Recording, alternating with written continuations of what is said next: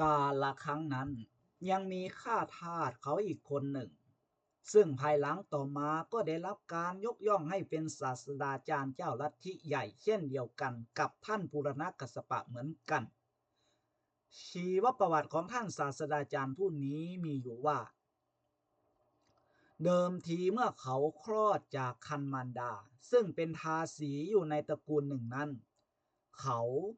คลอดที่โรงโคอันเรียกตามศัพท์ว่าโคสาร คนทั้งหลายจึงขนานนามเขาว่าโคสารซึ่งเป็นนามบัญญัติตามสถานที่ซึ่งเขาคลอดจากคันมารดานายโคสารนั้นคันเติบใหญ่ขึ้นมาก็ต้องรับหน้าที่ทำงานหนักให้แก่นายเงินงานแบกหามหนักเบาอย่างไรก็ต้องจำใจอดทนทำไปตามคำสั่งของท่านผู้เป็นมูลนายจะขัดขืนคำสั่งหาได้ไม่ ต้องทำงานต่างๆไปสุดแต่นายเงินจะจิกหัวใช้ทั้งนี้ก็เพราะว่าตนเกิดมามีกรรมเป็นคนไร้ทรัพย์อัปปัญญาตกอยู่ในสภาวะเป็นทาสเขามีชีวิตอยู่อย่างแสนจะลำเค็ญโดยเป็นข้าเขาอย่างนี้เรื่อยมา เมื่อถึงวาระที่เพื่อนจะสตาเฟื่องก็บังเกิดให้มีเรื่องอันเป็นเหตุบันดาลให้เป็นคือวันหนึ่งมูลนายใช้ให้เขาแบกไหน้ำมันเดินไปในเบื้องหน้าส่วนตัวนายเจ้าเงินนั้นเดินคอยกำกับการอยู่ทางเบื้องหลังในขณะที่พากันเดินทางมาถึงที่แห่งหนึ่งซึ่งเป็นหนทางที่เฉอะแฉะและเต็มไปด้วยเปลือกตมมูลนายเกรงว่าเขาจะลื่นล้มจึงกำซับว่ามาคลิมาคลิซึ่งก็แปลว่าระวังอย่าให้ลื่นล้มได้ระวังอย่าให้ลื่นล้มได้มูลนายกล่าวกำซับว่าดังนี้ยังมิทันได้ขาดคำนายโคสารเจ้ากรรมก็ให้มีอันลื่นล้มหัวขมำลงไปไหน้ำมันตกจากบ่าแตกกระจายเขารีบผุดลุกขึ้นมาทันใดด้วยความตกใจสุดขีดคันเหลียวหลังมองไปทางมูลนายก็เห็นเงื้อมไม้จังก้าทำท่าว่าจะตีด้วยความโกรธในการอันคับขันนั้นเขาจึงพลันตัดสินใจเพ่นพลุนวิ่งหนีไปซึ่งหน้าเพื่อให้หลอดพ้นจากอาญาอันจะมา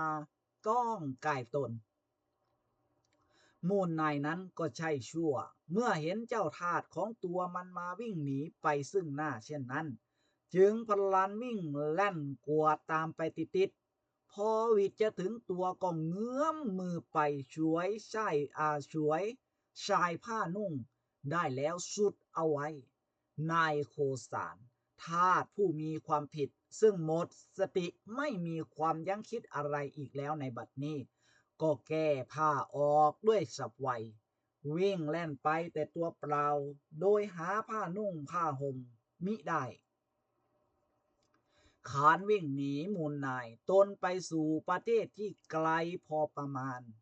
หมายใจว่ามูลนายตามมามิทำได้แล้วก็หยุดหน้าลงนั่งอยู่ภายใต้ร่มไม้แห่งหนึ่งด้วยความเหนื่อยหอบก็ความเป็นทาสปัญญาของนายโคสานนั้น ย่อมมีปริมาณไม่ผิดกันเลยกับปูรณกัสสปะหรือนายเต็มผู้มงคลธาตุด้วยเหตุนี้เขาจึงไม่มีปัญญาที่จะหาวัตถุเครื่องปกปิดกายมีใบไม้เป็นต้นมาพันกายตนคงปล่อยให้ร่างกายเปลือยเปล่าอยู่อย่างนั้นคันบางเอิญเกิดความละอายเกรงว่าใครจะเห็นตน จึงดันโดนเข้าไปแอบซ่อนอยู่ในป่าต่อมาไม่ช้าความหิวก็เข้าครอบงำเมื่อเกิดมีอาการหน้ามืดทำท่าจะเป็นลมเพราะความหิวแสบท้องก็ต้องพาสังขารของตนออกจากป่าสิ้นความละอายเปลือยกายเข้าไปในหมู่บ้านแห่งหนึ่งเพื่อจะขอทานอาโหพระอรหันต์ อาโหพระอรหันต์บุรุษชาวบ้านป่าคนหนึ่งซึ่งเห็นเขาเป็นคนแรกอุทานออกมาด้วยความสำคัญผิด แล้วก็รีบบอกกล่าวเป่าร้องให้ชาวบ้านทั้งหลายได้ทราบโดยทั่วกันเหล่าชาวบ้านผู้โฉดเขาก็เข้าใจว่านายโคสานนั้นเป็นพระอรหันต์จริงๆพอดูกิริยาท่าทางและสารรูปผิดคนธรรมดาสามัญแม้ผ้าพันกายก็ไม่มีดูมักน้อยสันโดษหนักหนาจึงพากันนำเอาข้าวปลาอาหารแต่ล้วนประณีตมาถวายแก่นายโคสานเป็นอันมากเมื่อได้บริโภคอาหารสมใจอยากหายความหิวแล้วและแลเห็นฝูงชนหมู่บ้านชาวบ้านพากันกราบกรานตนด้วยความเลื่อมใสนักหนาปากก็พร่ำพรรณนายกย่องเป็นพระอรหันต์พระอรหันต์อยู่เช่นนั้นนายโคสานก็เคิบเคิมสำคัญตนว่าเป็นพระอรหันต์ขึ้นมาจึงเกิดอโยนิโสมนสิการตื้อมั่นเห็นเป็นอเหตุกะทิฏฐิว่าอ่ะฮะง่ายแท้แท้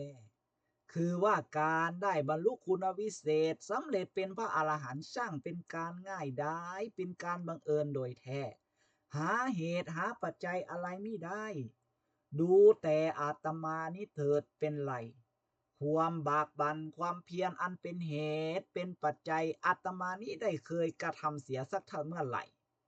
เป็นทาสวิ่งหนีอาชญาแห่งมูลนายมาแท้ๆแต่เมื่อมาถึงกล่าวจะได้เป็นพระอรหันต์ก็เป็นขึ้นมาเองการที่อาตมาได้เป็นพระอรหันต์ขึ้นมาในการครั้งนี้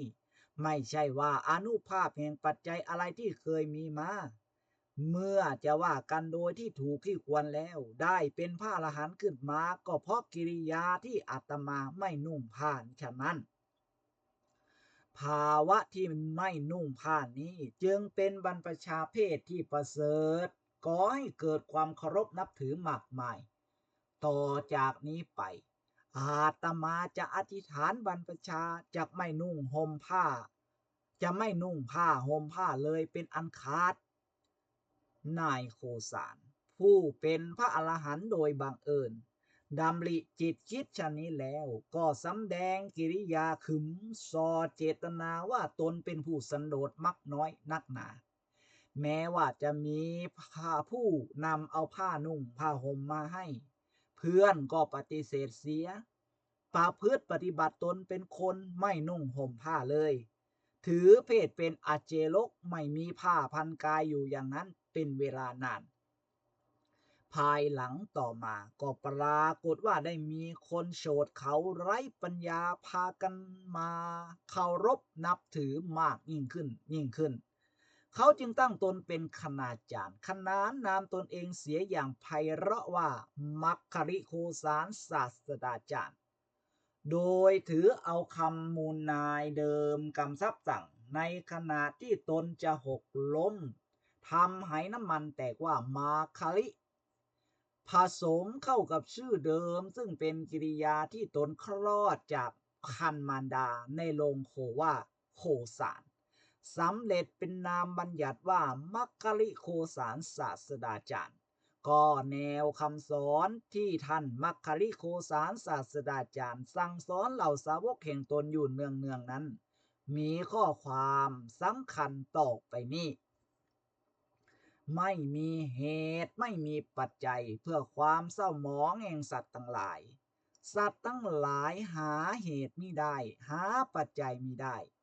เมื่อจะเศร้าหมองก็ย่อมเศร้าหมองเองไม่มีเหตุไม่มีปัจจัยเพื่อความบริสุทธิ์แห่งสัตว์ทั้งหลายสัตว์ทั้งหลายหาเหตุมิได้หาปัจจัยมิได้เมื่อจะบริสุทธิ์ก็ย่อมบริสุทธิ์เองไม่มีการกระทำของตนเองไม่มีการกระทำของผู้อื่นไม่มีการกระทำของบุรุษไม่มีกำลังแห่งความเพียรไม่มีเรี่ยวแรงของบุรุษไม่มีความบากบั่นของบุรุษสัตว์ทั้งปวงปานะทั้งปวงภูตะทั้งปวงชีวะทั้งปวงล้วนไม่มีอำนาจไม่มีกำลังไม่มีความเพียรแปรไปตามข้อดีข้อร้าย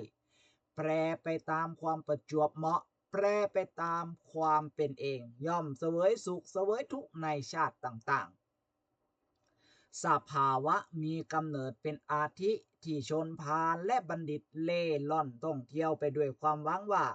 เราจะอบรมกรรมที่ยังไม่อำนวยผลให้อำนวยผลหรือเราจะสัมผัสถูกต้องกรรมที่อำนวยผลแล้วจะทำกองทุกข์ให้สิ้นสุดไปด้วยศีลด้วยพจน์ด้วยตบะหรือด้วยพรหมจรรย์ดังนี้ความสมหวังจะไม่มีในสภาวะมีกำเนิดเป็นอาทินั้นเลยเป็นอันขาด สุขทุกข์ที่สัตว์ทั้งหลายสามารถทำให้สิ้นสุดลงได้เหมือนตวงของให้หมดด้วยทนานย่อมไม่มีในสังสารวัฏนี้เลยไม่มีความเสื่อมความเจริญไม่มีความเลื่อนขึ้นหรือเลื่อนลงคนพาลและบัณฑิตทั้งหลายเล่ร่อนท่องเที่ยวไปจะทำกองทุกข์ให้สิ้นสุดได้เองเปรียบเสมือนกลุ่มได้ที่บุคคลคว้างไปย่อมคลี่หมดไปเองฉะนั้น มัคคลิโคสารศาสดาจารย์ผู้มีความเห็นเป็นอเหตุกะทิฏฐิได้บัญญัติหลักคำสอนเป็นลัทธิแห่งตนไว้โดยในดังพรรณนามานี้ปรากฏว่าเป็นที่ถูกอกถูกใจของเหล่าสาวกผู้โฉดเขาเป็นยิ่งนักเพราะถึงแม้ว่าพวกตนจะฟังคำสั่งสอนอันกระท่อนกระแท่นเลอะเลือน มิค่อยจะเข้าใจความหมายได้ทุกวรรคทุกตอนก็จริง ถึงกระนั้นก็มีความเข้าใจเป็นเขาว่าท่านศาสดาจารย์ผู้เป็นพระอรหันต์แห่งตนนั้นมีหลักการสอนเป็นอัศจรรย์คือสอนให้ไม่ต้องทำอะไรทั้งนั้น เมื่อจะบริสุทธิ์ทรงคุณวิเศษเป็นพระอรหันต์ปราศจากกองทุกข์พอถึงคราวแล้วก็อาจจะเป็นได้ขึ้นมาเอง โดยไม่ต้องมีเหตุมีปัจจัยอะไรทั้งสิ้น เราชนผู้ทวินหวังใครจะได้สำเร็จเป็นพระอรหันต์โดยสะดวกสบาย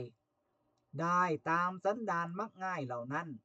จึงมีความเลื่อมใสและเกิดความภาคภูมิใจในปัญญาขององค์ศาสดาแห่งตนเป็นยิ่งนัก